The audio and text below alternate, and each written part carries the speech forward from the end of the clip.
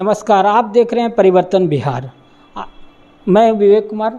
आज हम लोग पहुंचे हैं जमुई के मणिदीप एकेडमी स्कूल में, जहां पे हम लोगों से बात करने के लिए मौजूद हैं मणिदीप स्कूल के निदेशक हैं अभिषेक भगत सर, साथ ही साथ प्राइवेट एसोसिएशन के कोषाध्यक्ष हैं।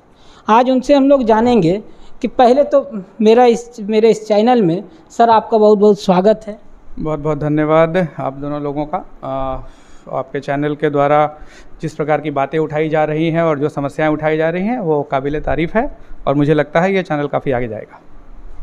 सर, जैसा कि आप देख रहे हैं कि 2 साल से कोरोना का जो काल है, बहुत ही भयंकर स्थिति इसको कहा जा सकता है। पूरे भारत में जो है शिक्षा पद्धति पर हमें लगता है कि विगत कई वर्ष पीछे चला गया है। इस पे आपकी सर क्या राय है?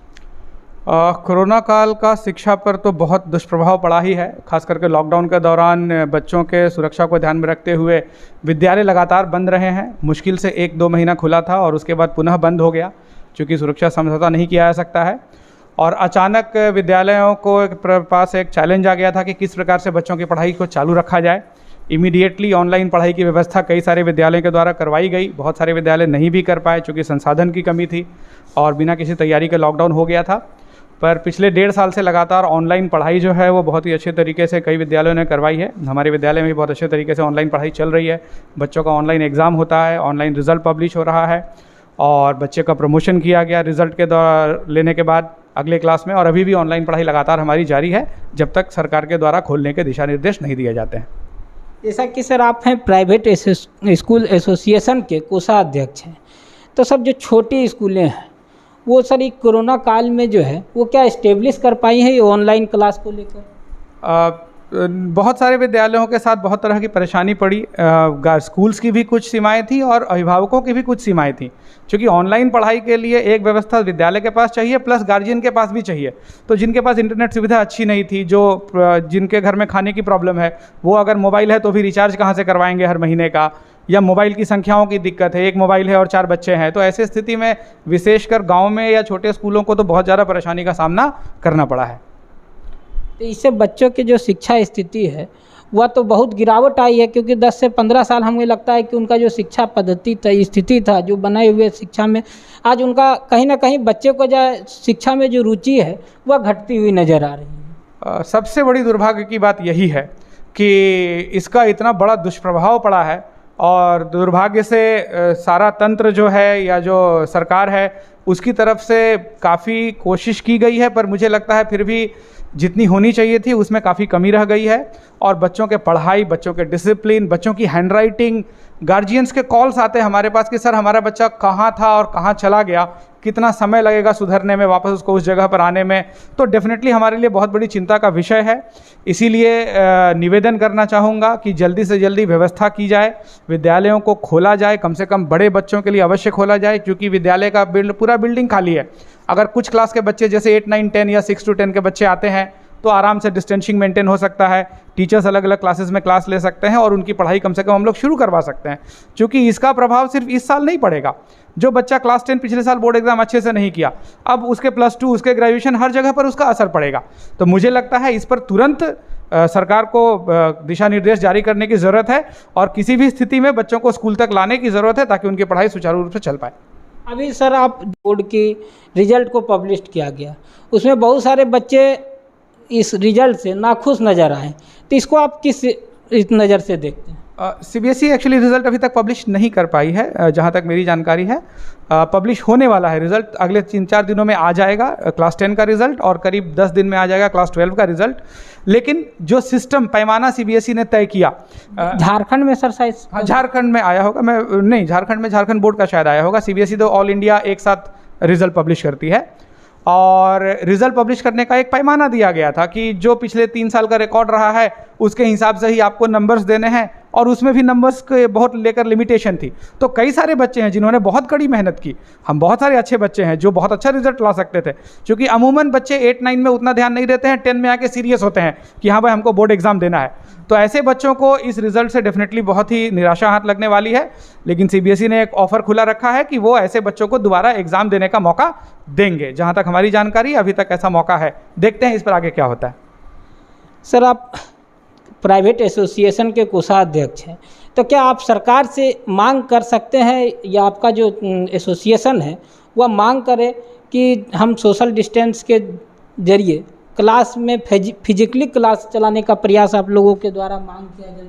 ऐसा जी बिल्कुल, हमारा राष्ट्रीय स्तर का एसोसिएशन है और हमारे राष्ट्रीय शमाइल अहमद सर हैं पटना में, और हमारे यहाँ पर जितने भी सारे अध्यक्ष हैं, सचिव हैं, लक्ष्मण झा जी हैं, विजय भैया हैं, ये सारे लोग, हम लोग लगातार प्रयास कर रहे हैं। भारत सरकार से लेकर राज्य सरकार तक हमने कई बार अपनी बातों को पहुँचाने की कोशिश की है, पत्र के द्वारा, ज्ञापन के द्वारा, मीडिया के द्वारा, और हम लोग लगातार ये कह रहे हैं कि आप हमें परमिशन दीजिए, क्योंकि विद्यालय के अंदर बच्चा जितना डिसिप्लिन रहता है उतना और कहीं नहीं रह पाता है वो बच्चा।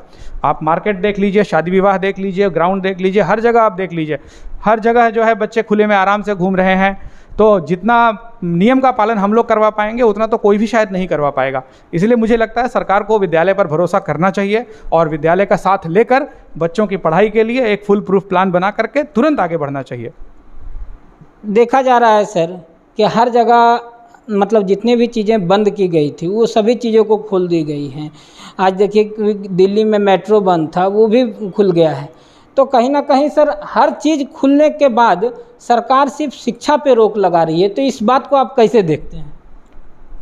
सरकार की भी अपनी एक मजबूरी रहती तो है। यदि किसी भी प्रकार की कोई दुर्घटना बच्चों के साथ हो जाती है मास स्केल पर, तो सरकार फिर किसी को जवाब देने की स्थिति में नहीं रहेगी।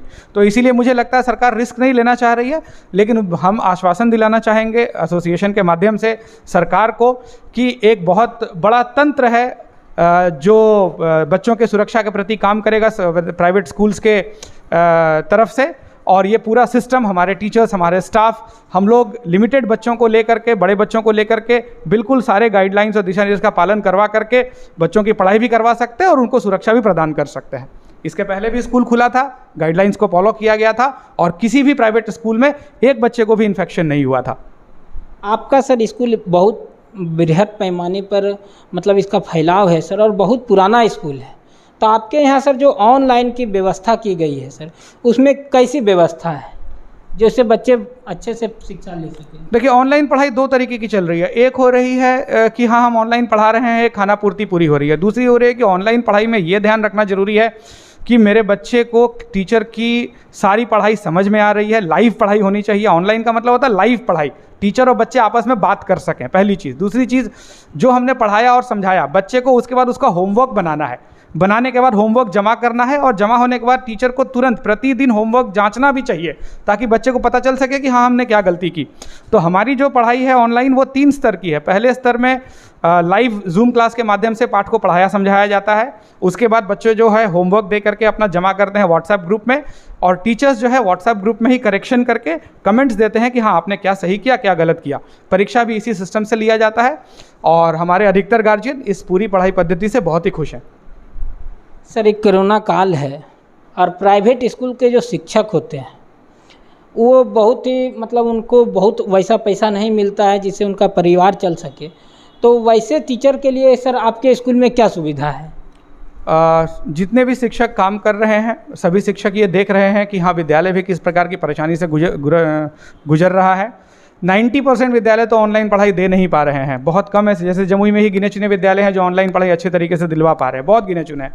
तो ऐसी स्थिति में हमने अपने टीचर की पूरी टीम को अभी तक साथ रखा हुआ है, और हम लोग पूरी सैलरी तो दे नहीं पा रहे हैं क्योंकि आमदनी बहुत कम है। फीस में हम लोग डिस्काउंट गार्जियन को दे रहे हैं लगातार, 300 रुपये महीने का डिस्काउंट है ट्यूशन फीस में भी, ताकि गार्जियन को दिक्कत नहीं हो। तो जो थोड़ा बहुत पैसा का कलेक्शन हो पाता है उस कलेक्शन के हिसाब से हम लोग टीचर्स को कम बेसी करके सारे टीचर्स को सैलरी दे रहे हैं ताकि उनका जीवन यापन चल पाए। बस फी वगैरह जो है सर या डेवलपमेंट चार्ज है वो सब स्कूल में क्या उसमें भी डिस्काउंट है? पिछले साल का तो सारा चीज़ माफ़ किया गया था, डेवलपमेंट चार्ज 1 रुपया नहीं लिया गया। बस फीस का तो सवाल ही नहीं पैदा होता, जो गाड़ी चल रही है। लेकिन सरकार को ध्यान रखना होगा कि वो हमसे रोड टैक्स ले रहे हैं, इंश्योरेंस हम लोग जो विद्यालय है, विद्यालय तो खैर जरूर है कि कोरोना काल में एक बहुत ही मुश्किल हालत में गुजर रहा है, लेकिन उनके अभिभावक जो है, बच्चे जो है, उनके जो अभिभावक हैं वो भी एक मुश्किल दौर में गुजर रहे हैं। तो उसके लिए कुछ एक रिबेट देना ज़रूरी था। ये आप बहुत महत्वपूर्ण और संवेदनशील मुद्दा है बेसिकली ये, और ये दोनों पक्षों के आपसी सहमति से ही हो सकता है। गार्जियन को ये समझना पड़ेगा कि विद्यालय का सिस्टम चलाना आसान नहीं है, उन्हें सिस्टम चलाने के लिए कुछ ना कुछ पैसे की आवश्यकता पड़ेगी, और विद्यालय को ये देखना होगा कि जो अभिभावक हमें 5 साल 7 साल 10 साल से अब सपोर्ट कर रहा है, आज उसकी स्थिति ठीक है नहीं है, तो हम कम से कम उस प्रकार की फीस जिसकी अभी आवश्यकता नहीं है उसको तुरंत माफ़ कर दें। पिछले साल लॉकडाउन होते के साथ जैसे ऑनलाइन क्लास हमने शुरू किया, हमने तुरंत अनाउंस किया कि कोई फीस नहीं लगेगी, सिर्फ ट्यूशन फीस, उसमें भी 300 रुपये महीने का डिस्काउंट। ये हमने खुद से अनाउंस किया बिना किसी गार्जियन के बोले हुए, और ये इस साल भी लागू है, इस साल भी लागू है, सिर्फ हमने एनुअल फीस को मंथली बेसिस पे कर दिया है बेसिकली। और जब तक विद्यालय बंद रहता है, जब तक ऑनलाइन पढ़ाई चालू रहती है, तब तक ये डिस्काउंट का लाभ गार्जियंस को मिलेगा। तो मैं रिक्वेस्ट करना चाहूँगा गार्जियन से कि जिस भी विद्यालय में आपके बच्चे पढ़ रहे हैं, यदि विद्यालय ऑनलाइन पढ़ाई की सुविधा दे रहा है तो आप कम से कम कुछ न कुछ फीस उस विद्यालय को जरूर दें, ताकि टीचर्स के मेहनत का सम्मान हो सके। और विद्यालय से हाथ जोड़कर आग्रह करूँगा कि जहाँ तक संभव हो गार्जियन को, हर गार्जियन की स्थिति अलग अलग है, तो उनके स्थिति के अनुसार उनको डिस्काउंट दें, वो ज़्यादा बेहतर होगा। के कोषाध्यक्ष हैं, तो आप दूसरे स्कूल को क्या सजेशन देना चाहेंगे या क्या मैसेज देना चाहेंगे? देखिए, कई स्तर पर इसमें काम हो सकता है बेसिकली। दुर्भाग्य से पिछले कोरोना काल में हमारे एक एसोसिएशन के बहुत इम्पोर्टेंट सदस्य थे, पवन सर, वो नहीं रहे, सेंट माइकल स्कूल के वो प्रिंसिपल थे, और हम लोगों ने एसोसिएशन की तरफ से उनको 50,000 रुपये का उसी समय राशि उपलब्ध करवाई थी, उनके परिवार को मदद की थी, और भी मदद करने का हमें उम्मीद है जैसे ही स्कूल खुलेगा। टीचर्स, कुछ टीचर्स जो नहीं रह पाए इस कोरोना काल में, उनको मदद पहुंचाई गई। तो विद्यालय के लिए डेफिनेटली मैं एक ही संदेश देना चाहूँगा कि संभव हो, जहाँ तक संभव हो, क्योंकि परेशानियाँ अलग अलग होती हैं, कोशिश करें कि अपने शिक्षकों को और अपने बच्चों को किसी न किसी प्रकार से आपस में बांध कर रखें, पकड़ कर रखें, उन तक सुविधा पहुंचाए रखें, पढ़ाई से वो विमुक्त नहीं हो पाएँ, शिक्षक को भी कुछ न कुछ तनख्वाह मिलती रह पाए। यदि यह सिस्टम चल पाना संभव है, हमारे थोड़ा कष्ट लेके भी, तो इस सिस्टम को चलाते रहना चाहिए। एक और अच्छी चीज़ हमने की है, टीचर्स की पढ़ाई के अलावा हमने ऑनलाइन इंचार्ज की एक कमेटी भी बनाई है, 4-5 टीचर्स जो अलग अलग क्लासेस के इंचार्ज हैं। उनका काम पढ़ाना नहीं है, वो सिर्फ गार्जियन और बच्चों के संपर्क में रहते हैं। हर 10-15 दिन पे वो फ़ोन करते हैं, एक बार जानते हैं कोई परेशानी, कोई पढ़ाई में दिक्कत, कोई फीस में दिक्कत, डेट आगे बढ़ाना है या एग्ज़ाम देने में कोई भी प्रकार का, तो ये सारा प्रॉब्लम सॉल्व करने के लिए अलग अलग स्तर पे अलग अलग चीज़ें लगाई गई हैं, और मुझे लगता है कि बच्चों और अभिभावकों को और विद्यालय को इसका भरपूर फ़ायदा मिल रहा है। मैं एक खबर मिली थी कि आपके स्कूल में कुछ जो ये महिलाएं होती, मतलब जो बच्चियां होती है, उसके लिए आप बहुत बेहतर ढंग से अपना एक प्लान रखे हैं कि उनका एडमिशन में भी कुछ रिबेट दिया जाता है, तो ऐसा क्या सर, ये सच घटना है या अफवाह है? देखिए, हर इंसान जो है कुछ न कुछ अच्छा करने की कोशिश करता है, क्योंकि भगवान सामर्थ्य दिया है तो कुछ करना चाहिए। तो जो बीपीएल कैटेगरी के बच्चों की पढ़ाई है वो तो सरकार की तरफ से फ्री होती है, वो तो हम लोग लेते ही हैं।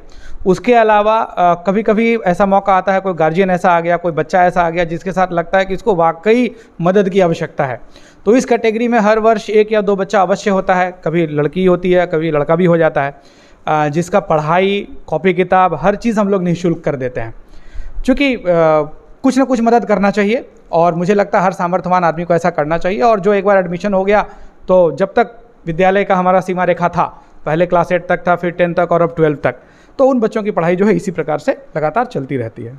लड़कियों के सर के लिए आप कुछ स्पेशल रूप से चलाते हैं यहाँ पे? लड़कियों के लिए हमेशा करने की कोशिश मैं इसलिए करता हूँ, क्योंकि मैं शुरुआत में जब विद्यालय चलाना शुरू किया था, मैंने तो देखा था कि बेटे का एडमिशन मेरे यहाँ करवा देते थे और बेटी का एडमिशन जो है वो गर्ल्स हाई स्कूल या और कहीं मध्य विद्यालय में करवा देते थे। तो हम पूछते थे कि ऐसा क्यों आप करते हैं? तो बोले सर, आमदनी उतनी नहीं है कि हम दोनों बेटा बेटी सबको पढ़ा सकें।